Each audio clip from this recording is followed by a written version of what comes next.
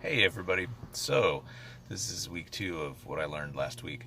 I know a lot of you have family or friends that aren't able to go to work anymore because of the shelter in place, etc., etc.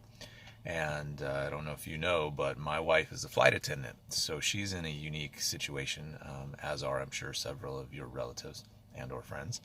And I wanted to kind of share with you what's been going on with kind of her world and how that works. In fact, I'm in the car right now, halfway to the Oakland airport to pick her up from a trip. So she has been working this whole time, which has been stressing her out regularly. We do have her mother lives with us. We take care of her. She takes care of us. She does a great job with the kids, but she's something like 79 years old, so she's high risk. And every time I take my wife into work or bring her back, she's stressed out about whether or not she's bringing home the COVID-19, you know? So she does all kinds of things. They're now wearing masks and gloves, and they actually don't serve drinks anymore. They just kind of are there for safety, and they also don't have very many passengers. I think her average last trip was like 20 passengers a flight. So imagine 20 passengers on an airplane that seats 174 people. So one of the things that we have to decide, and this is what I learned last week, is a little bit about what her job is going to look like in the next couple of months. So they bid on trips month by month. So they'll bid on a line that pays a certain amount of they call them trips, but it's better to think about them as hours. So a normal total of hours for a month would be like 85 to 100 trips. For example, she's averaged, I think, 110 trips the last 4 months. That's a lot. And then they get paid a certain amount per trip. That's how they figure out their income. And so because of all of the flight cancellations and things like that, the way that Southwest has kind of offered to take care of their flight attendants is that for the month of May, so she's already got her April line, which is already screwed up every time they cancel flights and things. She's still kind of working it, but it's a lot of Hawaii trips because she's pretty senior. And as you know, they're not flying people into Hawaii very much anymore. So what they've done for May and June is that flight attendants can bid. They normally bid for these routes.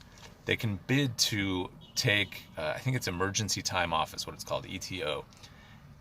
Southwest will pay them 40 trips. So for my wife, that would be 40% of what she gets every month to stay home.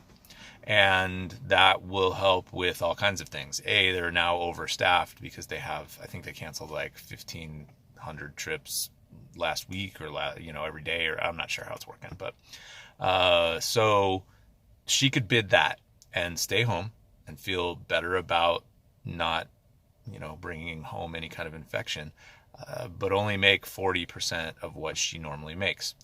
Now in reality, that covers pretty much her medical, dental, I think her car payment comes out of her paycheck automatically, so it's not like she's going to be bringing home any money.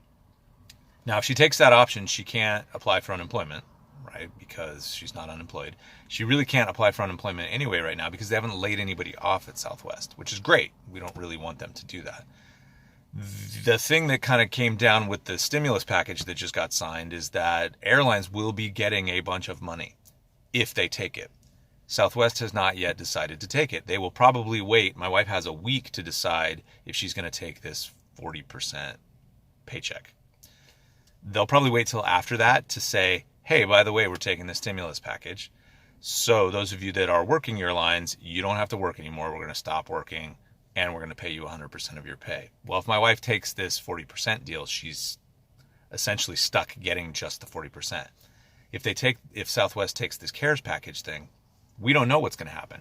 So her union is advising her not to, but also at the same time to make a decision based on what she needs to do. So they advise, they're saying we shouldn't have to make decisions out of fear. We should make them out of, knowledge and available resources. But it is a time where we're not sure what's going to happen next. So it's pretty confusing, and I don't know how interesting it is to listen to, but that's what I've been learning about this last week, and I wanted to share it with you guys just because it is an interesting take on what's going on right now. They are considered essential. I don't know if you saw in the news today, there's a flight full of nurses and doctors that are flying somewhere to help out on one of the coasts, and they're flying on Southwest. So it's definitely interesting times, and we're still not sure what we're doing. But essentially, we're in a situation where if she catches it on a plane, she's bringing it home to the whole family. So we are at home. We're cleaning the doorknobs and keeping keeping her away from her mom, at least the 6 feet thing, and paying very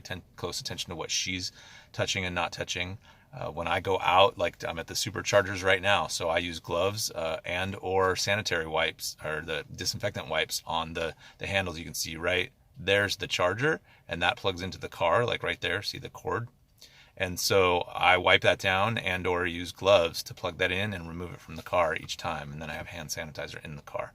So all these little things, man. I hope you guys are well. Hope your family's well. Everybody's safe. Keep up the good work you're doing online, and reach out to us if you are stuck or don't know what's going on. Okay? I'll talk to you soon.